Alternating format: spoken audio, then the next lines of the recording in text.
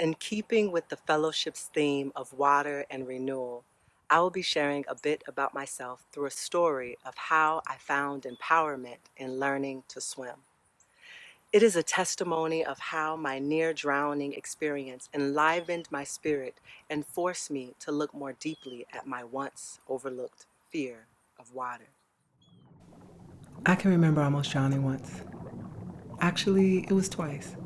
Well, maybe it's been more times than I can recall, but I'm going to limit this story to the two times I can remember most. The first time, I was about 3 or 4 and I fell in my auntie's pool.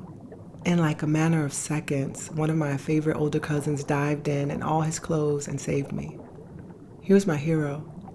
I felt so safe and secure, like someone would always be there to look out for me. And this feeling lasted for a while, all the way up until a similar incident happened. I was about 12 when I was visiting relatives in Augusta, Georgia for the summer. It was so hot. It had to be over 100 degrees most days. And even though I still didn't know how to swim, I craved to be immersed in the coolness of water. So one day I asked to go to a community swimming pool. It was super crowded, and I figured I would just hang out in the shallow end. But my cousins didn't agree. They literally dragged me kicking and screaming into the deep end and threw me into the Olympic-sized swimming pool. It happened so fast. Grabbed by my hands and feet, thrown in the water like a rag doll, all my thoughts of safety and security vanished, and I was engulfed by the water I'd earlier craved. Anxiety and fear paralyzed my limbs. I sank deeper and deeper, and my heart cried out for my hero. I told myself that help must be on the way. Someone would save me in just a moment. A moment passed, and anger replaced hope. How could my family throw me in here like this? Where the hell is the lifeguard? Where's my savior? Then sadness. How could my body, the weight of it, be pulling me down? Is my life so burdensome and heavy that it's become like an anchor destined for the bottom of this pool? Does no one care that I'm drowning? Resigned, I let my body go numb. I opened my mouth and allowed the water to enter my lungs. I drank it in and prayed to go easy. I ingested liquid death and begged to go quickly. I didn't die that day, but I drowned a million times this way, pushed into the deep ends of water and resigned at my inability to swim. I hit the bottom of pools so often that I made a residence there, got used to the burn of chlorine in my eyes, the pain of my lungs seeking breath and not finding it, the ache of my head straining for last bits of oxygen. I lost consciousness. Then, through the sound of muffled water, there was an indistinct yet powerful voice calling for me to swim. It was like I heard my soul scream for life and demand that my limbs respond to its call. As unsure and tired as I felt, I somehow mustered the will to believe that I was not meant to experience death in this way. This truth sunk in, and I witnessed my body react by sheer instinct. My legs were suddenly activated by a force so strong that I was propelled to the top of the water like an experienced swimmer. I broke the surface and immediately felt grateful for the once taken for granted air that I could now breathe. Who knew that simply breathing could feel so good? Who knew that I had the power and ability to swim and rescue myself from drowning? I guess I did.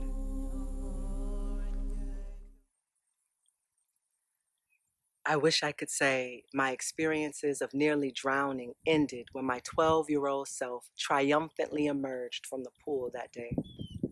I wish I could say from that moment on, I knew that I was my own hero. I was my own lifeguard and personal savior. Unfortunately, it took many more years of struggling to navigate the waters of life before I learned how not to drown. Learning to swim was not only a literal skill I developed, but also a metaphor of my journey of overcoming fear and historical oppression.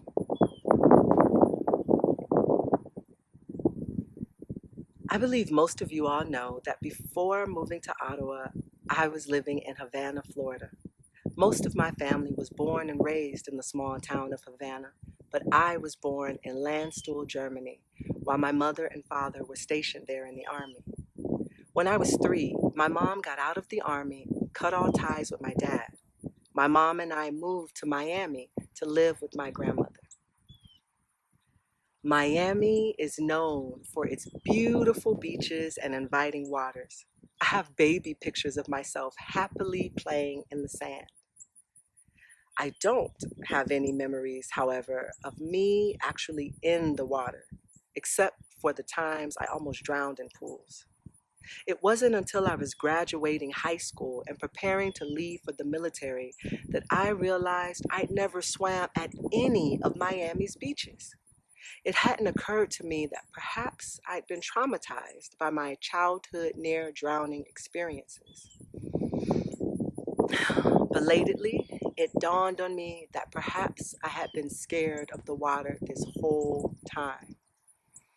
At 18, I left Miami having not experienced the fullness of my hometown's main attraction. I joined the Air Force thinking my career will be in flying. I don't need swimming skills. I joked to myself and thought, Black people don't swim anyway. For those who may not know, there's an old myth that African Americans can't swim. I've even heard friends and family members joke that Black folks should never trust survival in bodies of water. They say we should learn from the mistake of our ancestors, referring to the tragedies of the transatlantic slave trade. Of course, there's nothing funny about the horrors of slavery or the negative stereotype of Black people not being able to swim. Though it's often laughed at, the stereotype is not only racist, but reinforces an American exclusionary practice. The reason why nearly 70% of Black Americans today can't swim is historically due to government-sanctioned redlining and segregation that would limit Black Americans' access to pools. There are also stories from the 1960s of acid being poured into pools, forcing African Americans to develop more fear about entering the waters. I didn't grow up learning about this kind of history beyond the snippets taught in public schools. My family didn't really talk about racial injustices and prejudice. It would have never occurred to me that my swimming fear could be related to intergenerational trauma, in addition to my own childhood wound. It made sense for me to have a reluctant relationship with water after nearly drowning, but the thought of possibly furthering a stereotype rooted in racism gave me the courage to at least try to overcome my fear. I came to this conclusion after being in the Air Force for just over a year. I was in the middle of an aeronautical training program designed for military flight crew members, and I was the only Black person in the class. I'd begun to think a lot about race and gender disparities by this point. Air Force aviators made up only 3% of the force. There were very few people of color or women in most of my training courses. Considering the lingering realities of segregation in the military, I recall feeling a sense of pride of being one of the very few in my training program. My pride was soon eclipsed by fear when I learned that the next aspect of training included water survival. At first, it didn't make sense to me for aviators to need to know anything about water. I thought the universe was testing my will to overcome fear. When I learned that the final part of the training was being literally dropped from a helicopter into the Gulf of Mexico, just off the shore of Pensacola Beach, I thought I would die. There was no time for swimming lessons beforehand. My only preparation was the specialized drills we practiced in a huge swimming pool. During this time in my life, I no longer believed in prayer, but I quickly found myself calling on every name of God I could think of to give me strength to make it through the training. When it came time for the final test, being dropped into the actual ocean, we were briefed about the possibility of sharks and other dangerous elements. I nearly peed my pants and self-eliminated, but I heard a voice say, "Black folks can't swim." I looked around and saw all the white faces of my classmates with their full attention on the instructor. I knew none of them would say such a thing out loud. When I heard the voice again, I knew it was in my head. I grew angry, remembering the violence of segregation and racial stereotypes. I remember feeling so angry that tears welled up in my eyes, and my instructor asked if I was okay. I hated being the Black person in the class appearing weak. Soon, a fierce anger replaced any other emotion I could have had. By the time it was my turn to jump from the helicopter, I felt like my insides were on fire with rage. When my body pierced the surface of the water, a familiar chill cooled me to my core. Anxiety and fear paralyzed my limbs. I began to sink deeper and deeper into the ocean. My heart cried out for my hero. I thought I would die. Then, just as it had happened before, my legs were suddenly activated by a force so strong that I propelled to the top like an experienced swimmer. I broke the surface of the water with the skill and grace of a dolphin leaping from the sea. With a renewed spirit, I remembered my training and realized my military survival pack had gotten disconnected. I had to swim for a few minutes to reach it. I remembered thinking with every stroke I took, Black people can swim, Black people can swim, my body can swim. I reached my pack. I quickly inflated my life raft, checked for any bodily injuries, and called for rescue on my training beacon. We'd been told to prepare to stay in the water for a few hours, so I checked the food and water supply in my survival pack. Once I knew I'd done everything I'd been taught, I laid back in my raft and waited.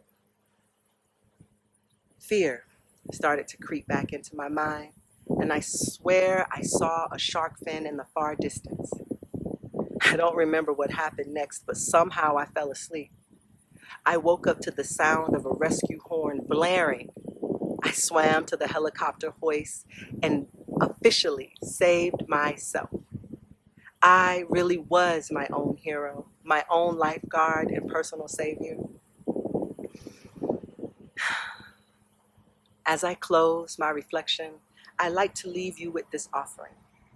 Should you ever find yourself metaphorically drowning in the ever-shifting sea of life, trust the depths of your intuitive knowing. There is so much power in reflexive wisdom that lives inside of all of us. Thank you.